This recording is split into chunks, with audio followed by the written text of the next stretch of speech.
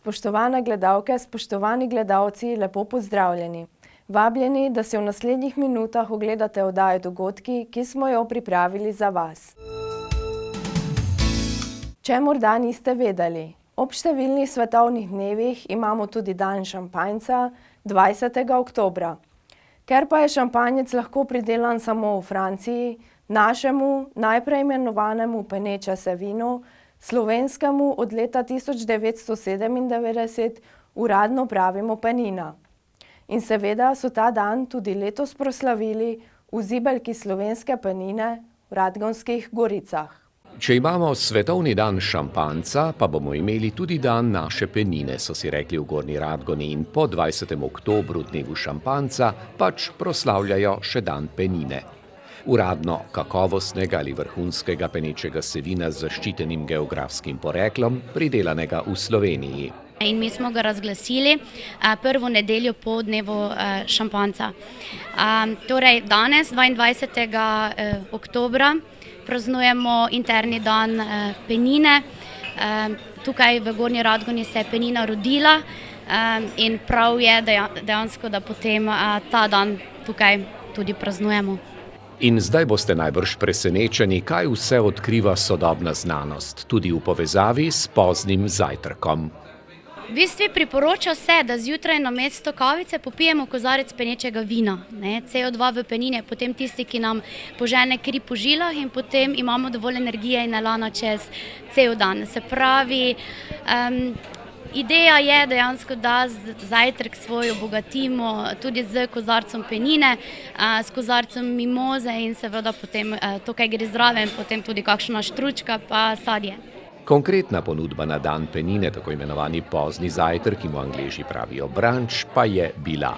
Ponujamo brezplačno kavico, brezplačno mimozo, to je v bistvu takšen koktajl, džus in pa penina. In pa seveda tudi ponujamo brezplačen zajtrk dodatno, se pravi razne štručke, sadje in tako naprej.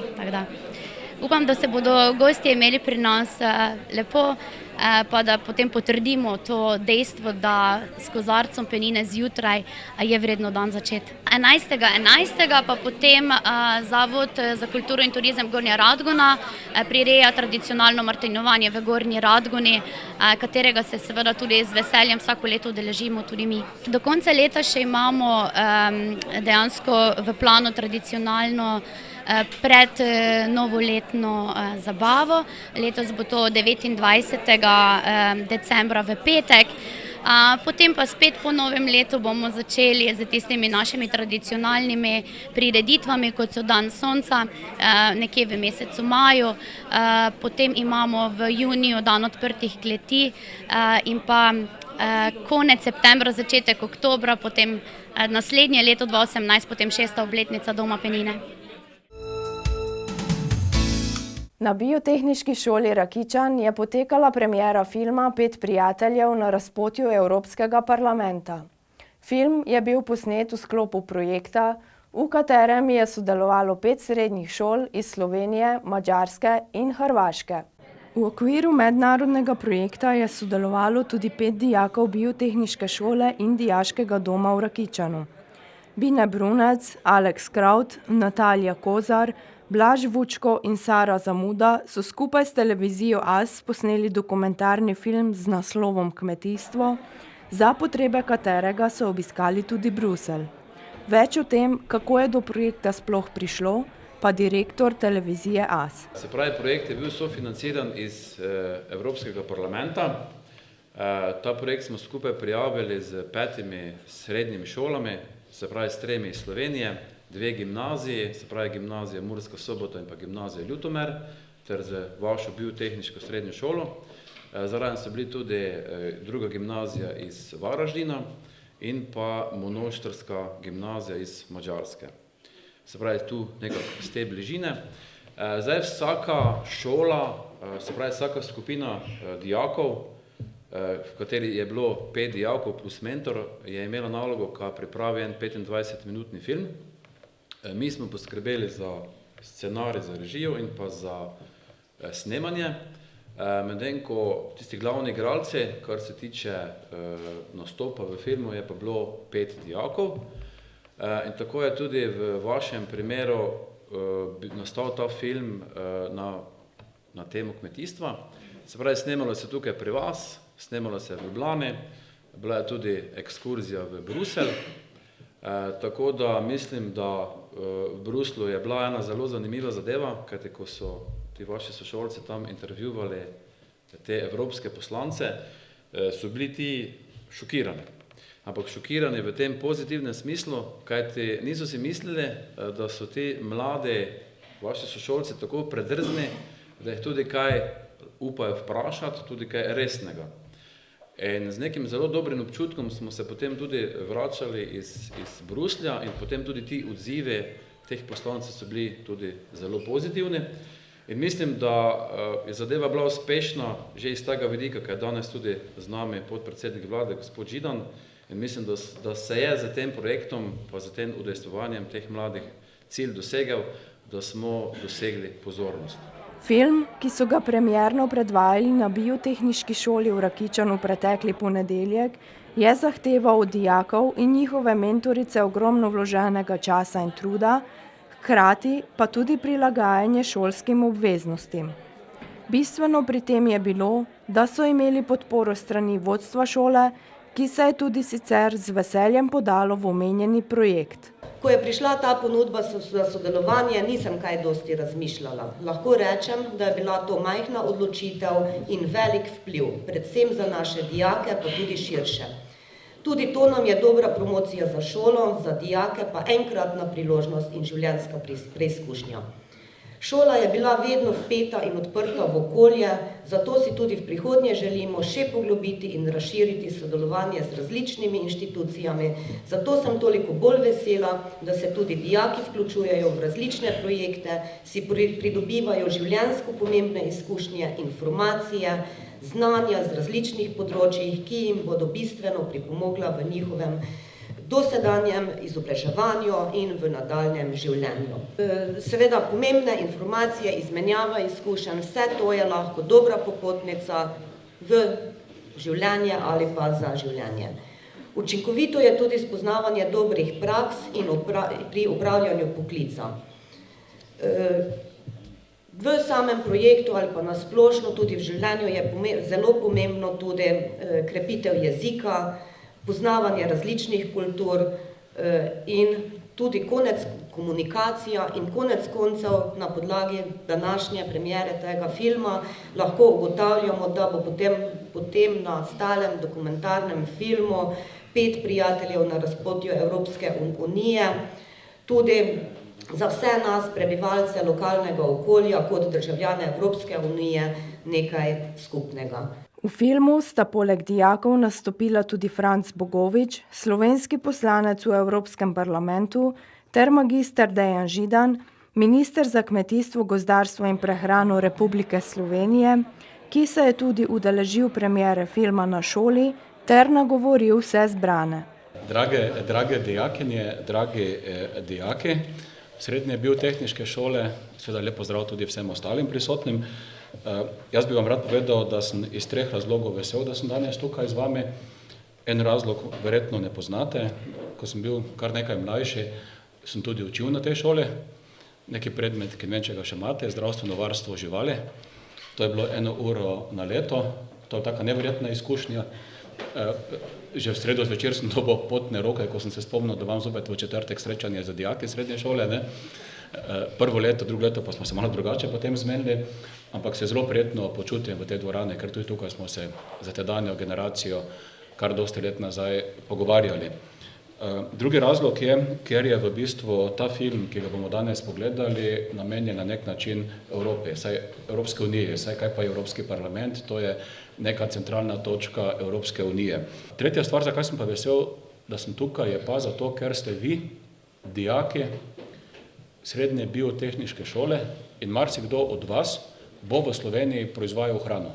Poleg ministra Židana in slovenskega poslanca Bogoviča je pri ustvarjanju filma sodelovala tudi mestna občina Murska Sobota, ki tovrstne projekte tudi sicer podpira in jih spodbuja.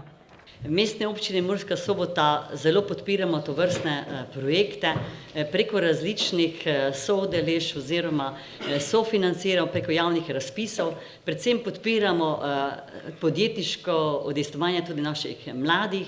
In danes vem, da boste predstavili film, kjer ste se zelo potrudili, vložili veliko dela v ta projekt. Predvsem vam čestitam, ker ste se zbrali ta pogum, da ste se udeležili tega evropskega projekta. Na vaši nadaljnji poti vam želim veliko poguma, vztrajnosti in pa veliko uspeha. In še enkrat čestitke za ves trud, ki ste ga vložili v ta projekt, in v Mestni občini Murska Sobota smo vam za to zelo hvaležni. Kot rečeno, je bil celoten projekt, ki se je s filmom zaključil, namenjen raziskovanju dela, vloge in pomena Evropskega parlamenta za življenje sodobnega prebivalca Evropske unije.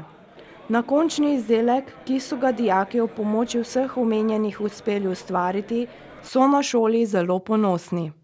Vesela in ponosna sem, da so se tudi naši dijaki skupaj s 6-4 šolami, kot smo prej slišali, udeležili tega snemanja dokumentarnega filma. S tem lahko tudi dokažemo, da smo enakovredni drugim šolam, ki nas mogoče malo dol gledajo ali pa po strani gledajo.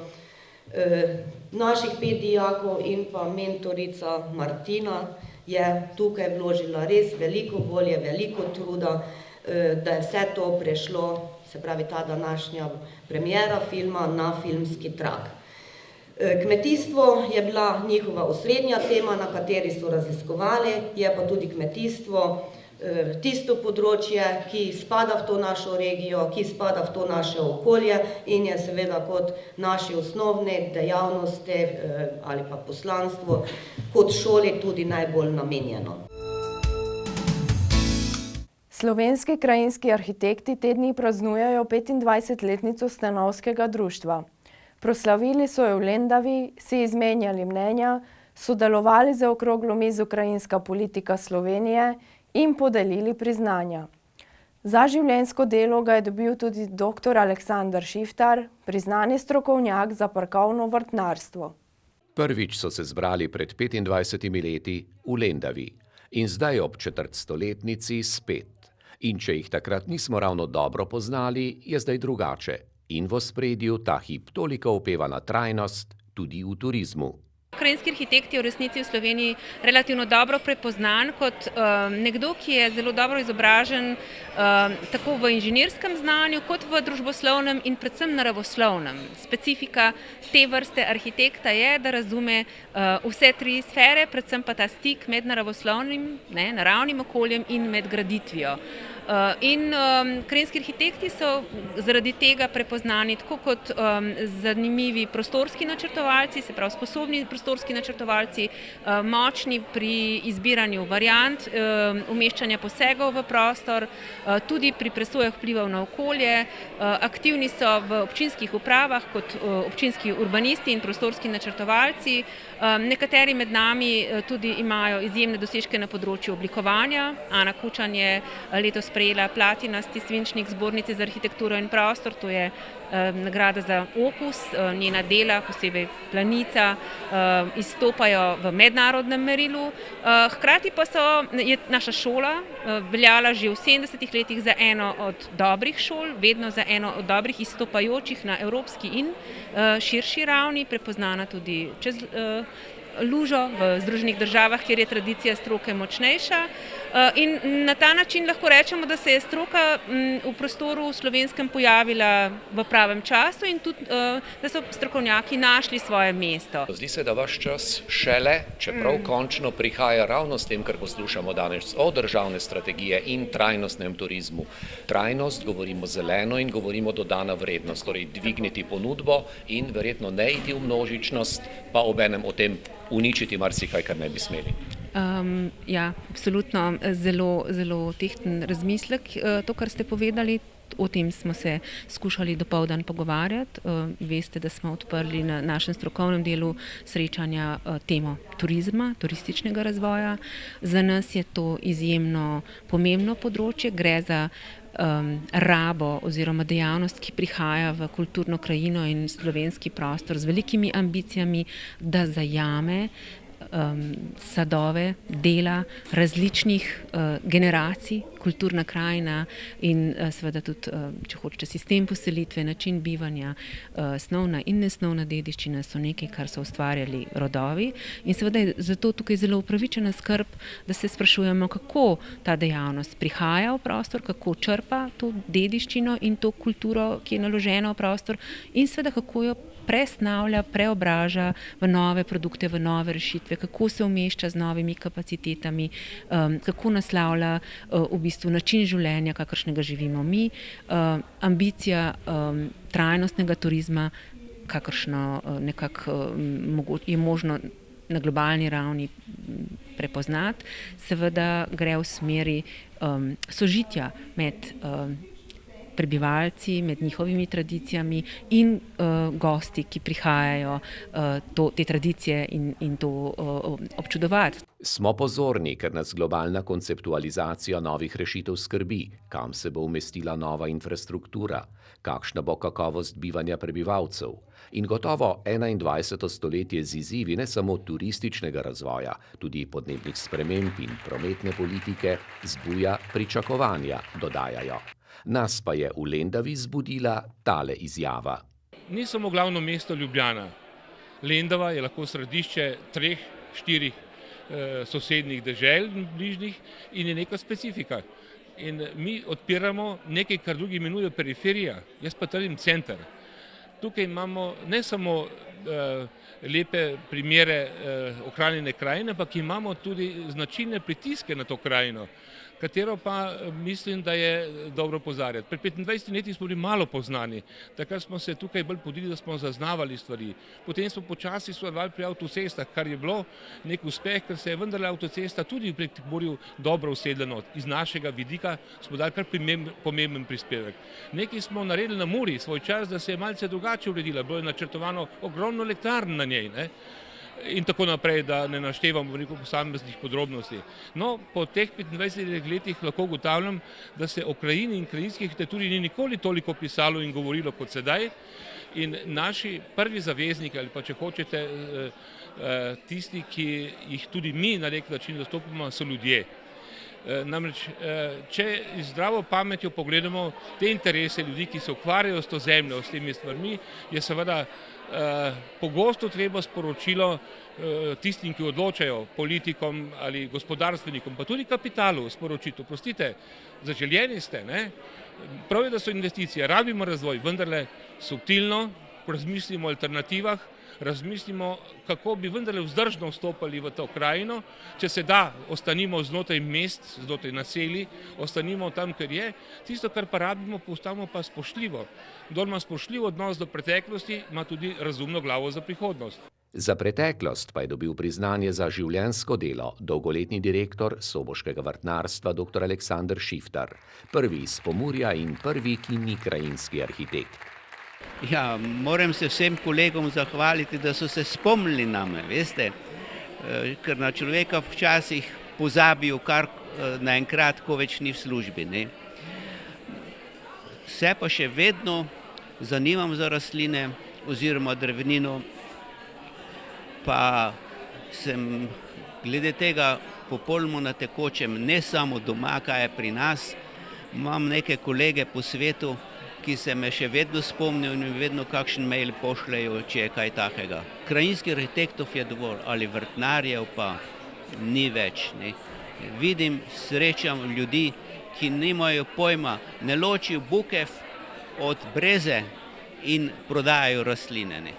V Lendavskem kulturnem domu so odprli tudi fotografsko razstavo Oblikovanje krajine. Pomembne zato, ker se umetnost fotografije na eni in sporočilnost na drugi strani ujemata.